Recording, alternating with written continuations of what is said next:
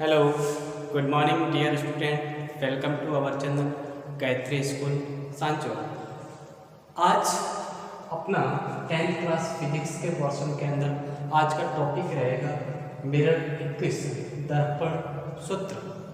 इससे पहले अपन ने देखा था अवतल दर्पण और उत्तल दर्पण से बनने वाले प्रतिबिंब किस स्थान पर रखा जाए और प्रतिबिंब की प्रकृति और आकार किस प्रकार का होगा और किस स्थान पर बनेगा।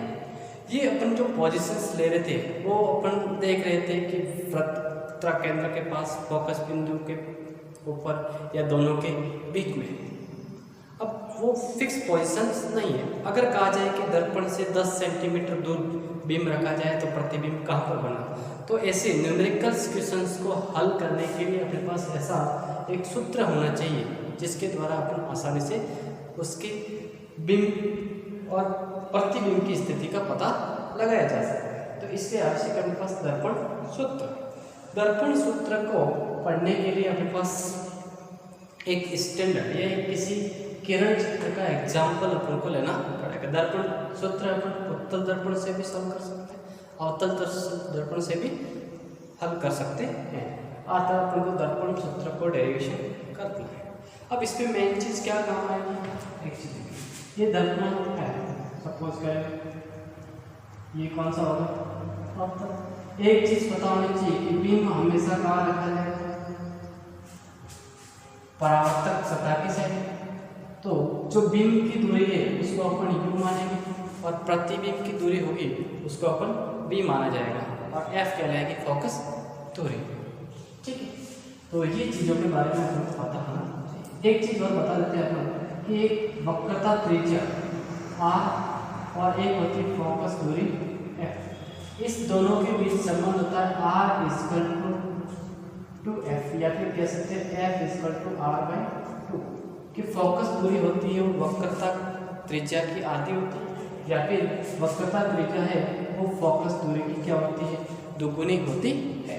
अब दर्पण सूत्र को डेरिवेशन करने के लिए अपन एक स्टैंडर्ड किरण चित्र लेंगे। सपोज करें अपन एक किरण चित्र लिया इस प्रकार,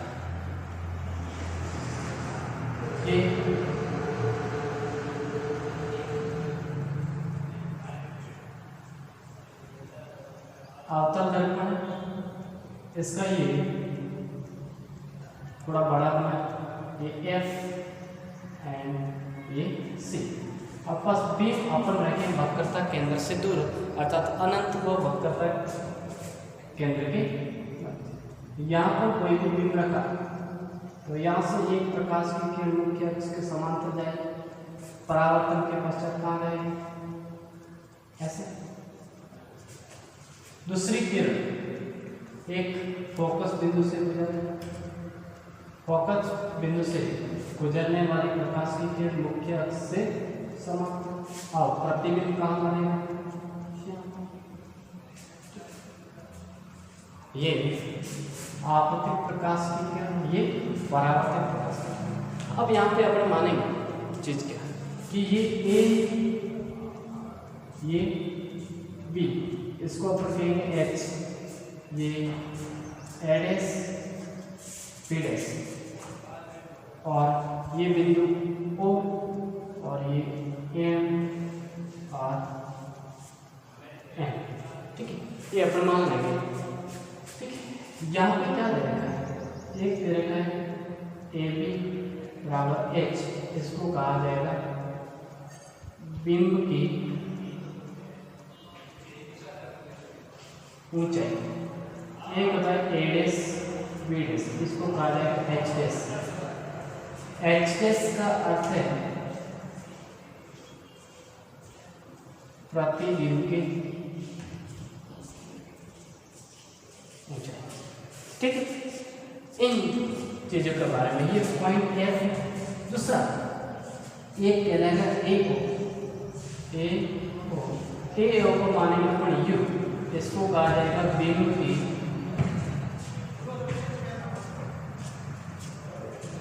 दूरी। दूसरा एक होगा A', इसको मानेंगे B, इसको कहा जाएगा प्रतिबिंब की, ये अपन माइनस प्लस का चिन्ह नहीं ले रहा है, ये चिन्ह भी अपन को लेने पड़ेगा। अब दूसरा हमारे पास है एक कहलाएगा ओ एफ, ये कहलाएगा एफ, ये वक्रता, ये क्या फोकस द्वय, ठीक। तीसरा अपने पास सी ओ, ये वक्रता त्रिज्य। तो अपन को इस यू वी तथा एफ इस तीनों के मध्य संबंध को प्राप्त करना है, ठीक है। इस तीनों के मध्य संबंध देखना। अब देखिए अपन यहाँ पर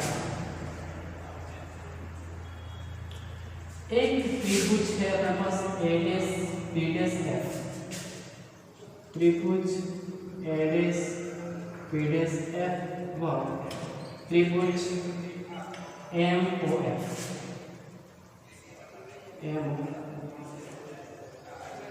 इस एम ओ एफ पे बात की जाए तो कोण ए डैश एफ बी डैश बराबर एम एफ ओ, ये कोण बराबर।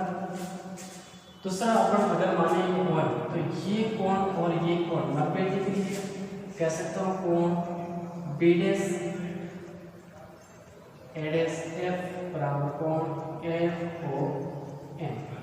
तो ये तीसरा वाला कोण है, ये भी बराबर होगा कोण ए डैश बी डैश एफ बराबर कोण एफ एम।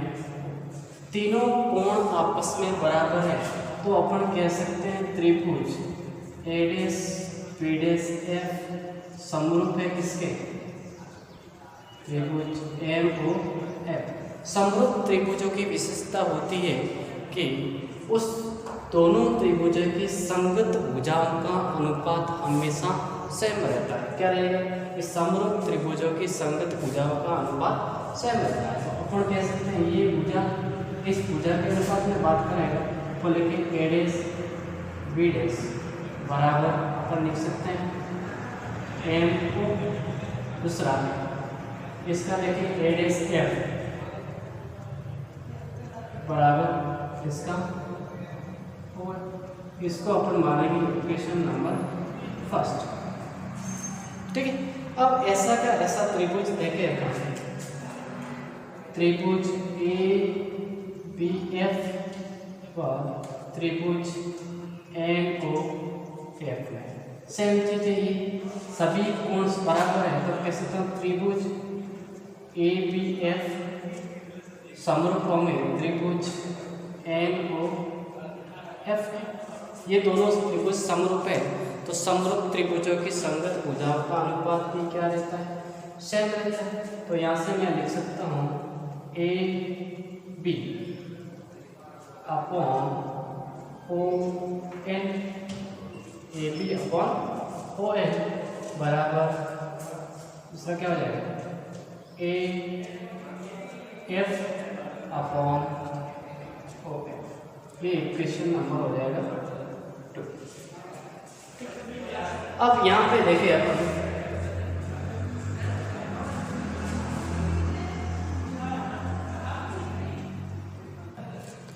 अब देखिए अपन इसके अंदर मैं यहाँ लिख देता हूँ ये चीज़ देखें।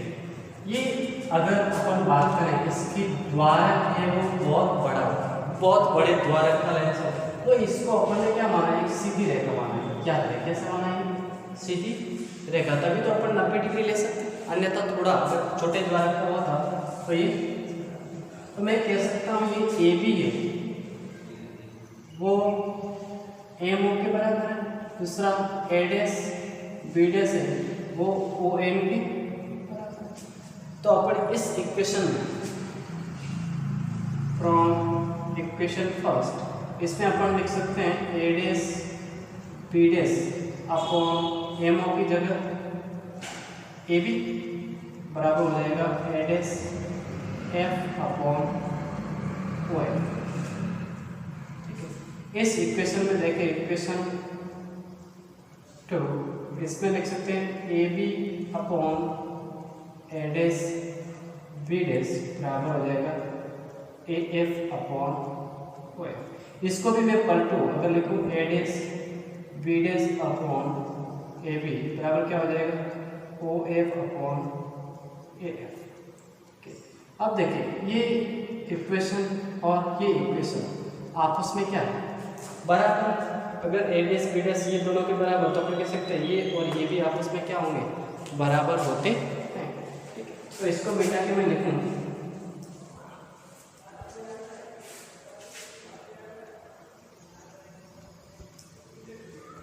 क्या आएगा, यहाँ से लिख सकता हूँ मैं A dash F upon O F बराबर ओ एफ अपॉन।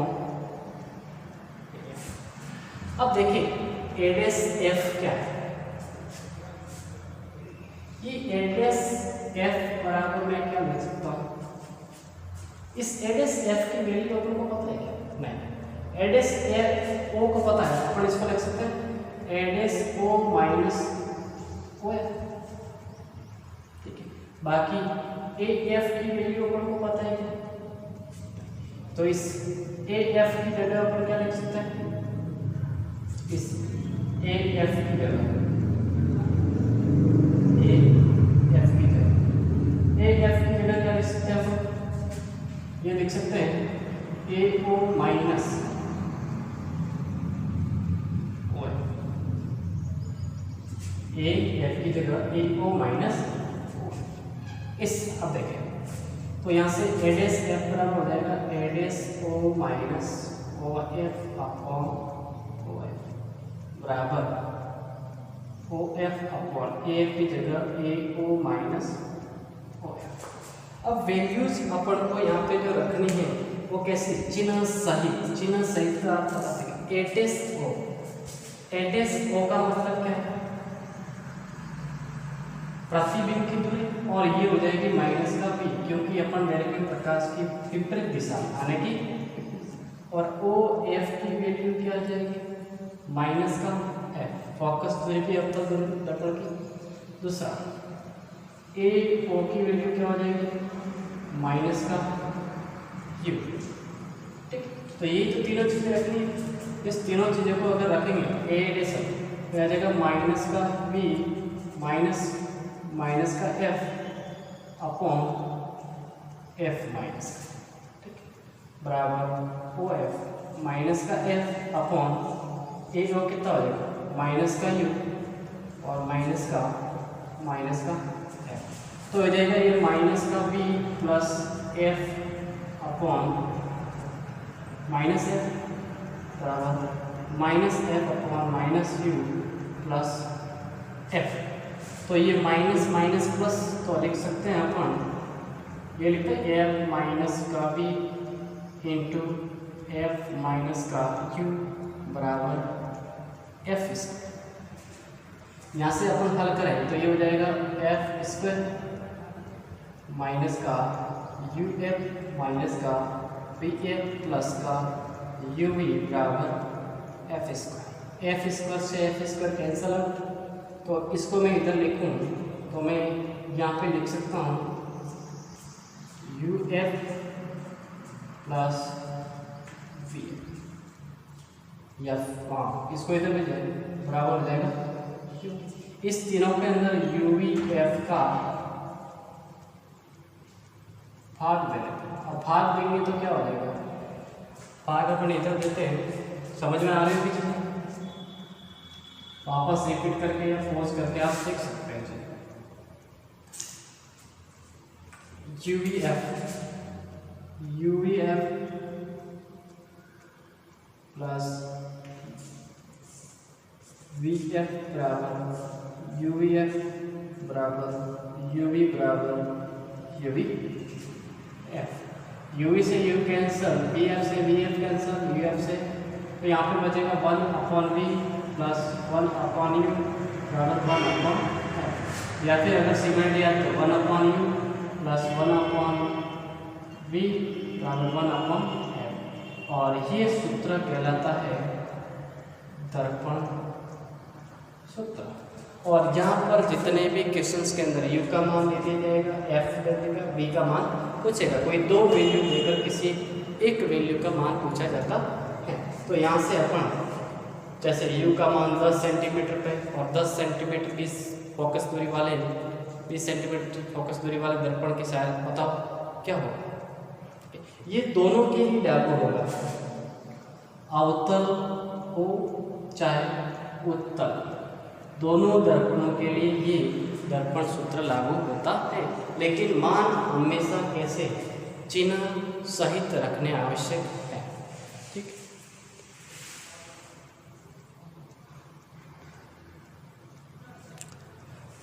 तो ये अपने पास हो गया दर्पण सूत्र।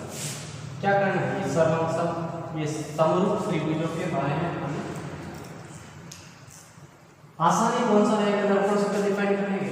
एक जितना अपन बीम दूर लेंगे, एक ही पोजीशन पर अपन को ज्ञात करना है, एक पोजीशन याद रखनी और उसके अनुसार करना है कि वक्रता केंद्र से थोड़ा दूर बीम को रखा जाए ताकि आसानी से अपन पता लगा सके और दर्पण सूत्र देख सके।